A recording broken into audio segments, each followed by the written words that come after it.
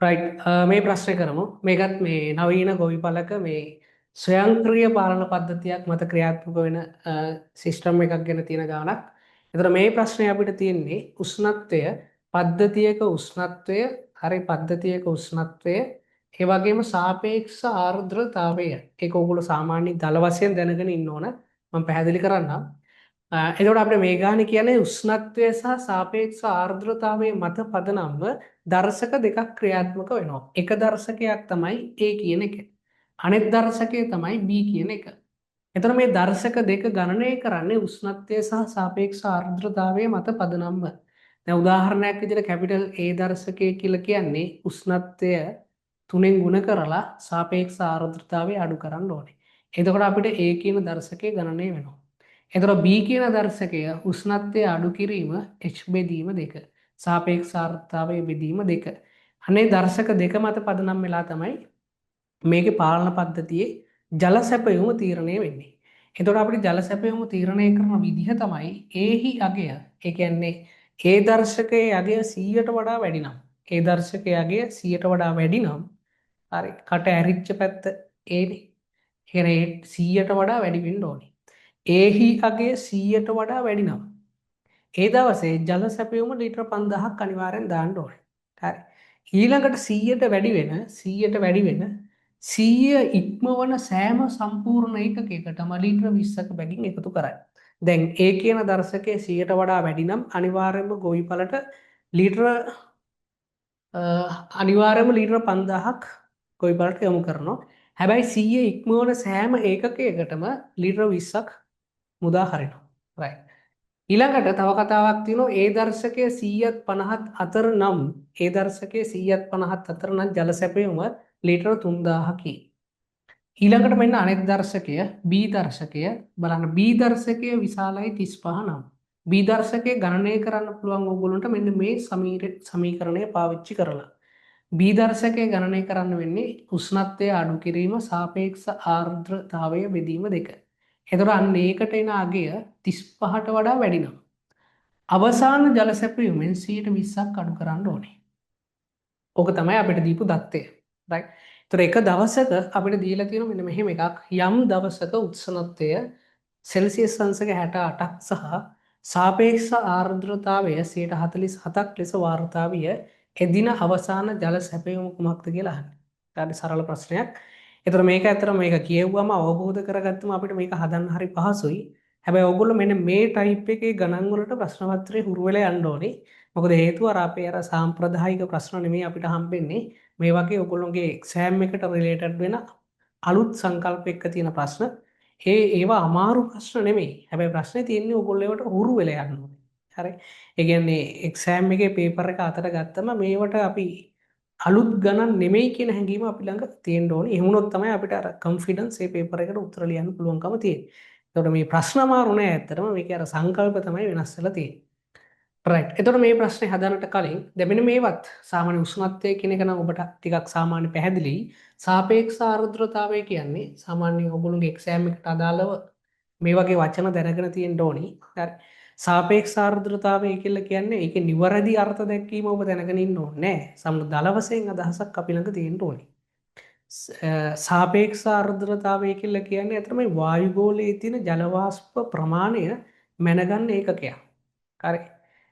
හරි එතකොට දැන් හිතන්නකෝ මේ අපි කතා කරන මේ මොහොතේ මගේ මේ අවකාශයේ තියෙන්නෙත් ජල වාෂ්ප තියෙනවා. ඇත්තටම අපිට නොපෙනුනාට ජල වාෂ්ප තියෙනවා. හරි.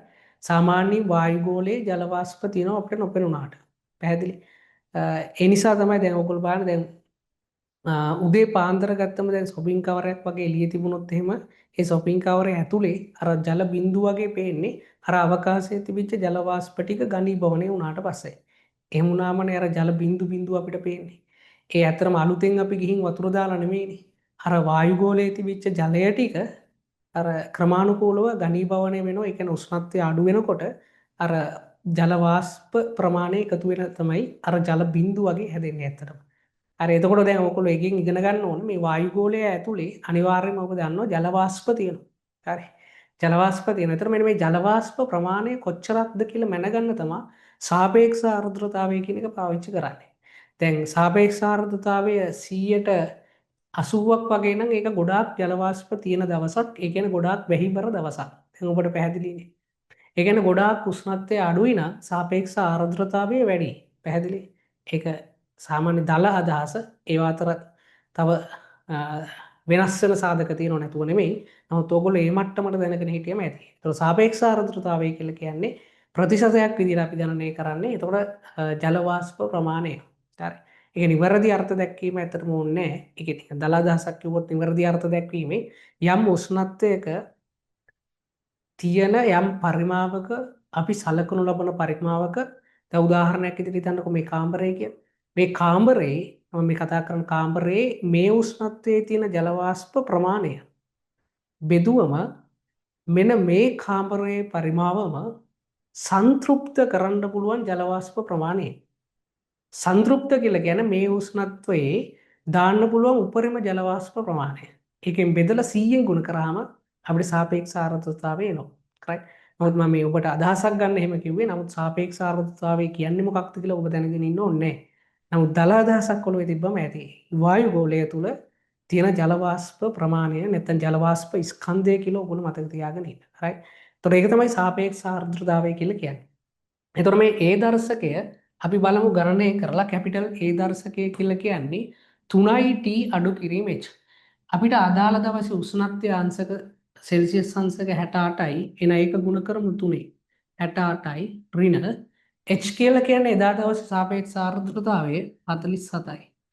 එතකොට මේකෙන් ගුණ කරාම 8 වරක් 3 24යි දෙකක් ඉතුරුයි 20යි.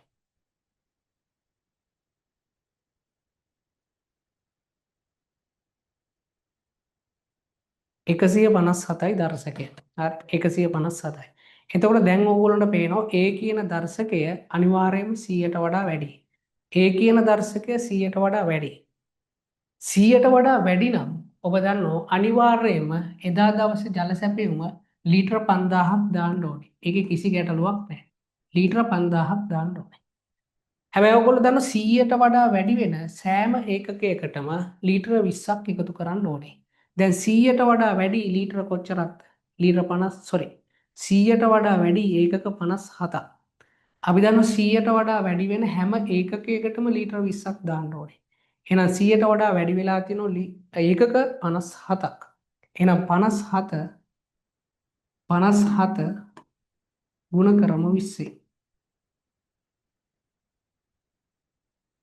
1140යි. 1140යි ලීටර. right. එතකොට අන්න එදා දවසේ ජල සැපයුම සමස්ත ජල සැපයුම තමයි ලීටර 6140. ලීටර 6140.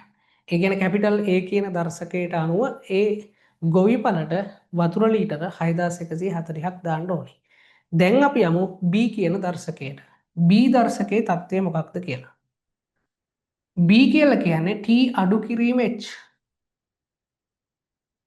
B දර්ශකය කියලා කියන්නේ උෂ්ණත්වය අඩු කිරීම සාපේක්ෂ ආර්ද්‍රතාවය බෙදීම 2. 68 අඩු කිරීම 47 බෙදීම 2. දල වශයෙන් ගත්තම මේකේ උත්තරේ 48 දෙකෙන් බෙදුවොත් එහෙම 24යි.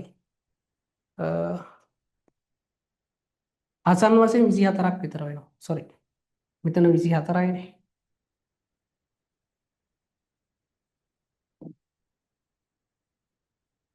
44ක් විතර ආසන්න වශයෙන් වෙනවා. මොකද ආසන්න වශයෙන් දැනගත්තම ප්‍රමාණවත් අපිට මෙතන. අපි බලන්න ඕනේ B කියන දර්ශකය 40ට වඩා sorry 35ට වඩා වැඩිද නැද්ද කියලා විතරයි. ඇතර B කියන දර්ශකය 44යි අපිට දල වශයෙන් ගණනය කරාම ඉන්නේ. ඒ කියන්නේ අනිවාර්යයෙන්ම 35ට වඩා වැඩි. අන්න 35ට වඩා වැඩි නම් අවසාන ජල සැපයීමෙන් 120ක් අඩු කරනවා. දැන් අවසාන ජල සැපයීම කොච්චරයිද? 6140යි. එතකොට 6140න් 120ක් අනිවාර්යෙන් අයින් කරන්න ඕනේ. 6140න් 120ක් අයින් කරාම ඉතුරු වෙන්නේ 180යි. එතකොට ඉතුරු වෙන ප්‍රමාණය කියන්නේ මුදාහරණ ජල ප්‍රමාණය අපිට එනවා 180න් 6140 ගුණ කරාම. එතකොට මේ බිඳුවට මේ බිඳුව මේකට මේක කැපෙනවා. 8 වරක් 4 32යි 3ක් ඉතුරුයි. 8 වරක් 1 8යි 3යි 11යි එකක් ඉතුරුයි. 8 වරක් 6 48යි 1යි 49යි ලීටර 4912යි. එනිසා උත්තරේ 1.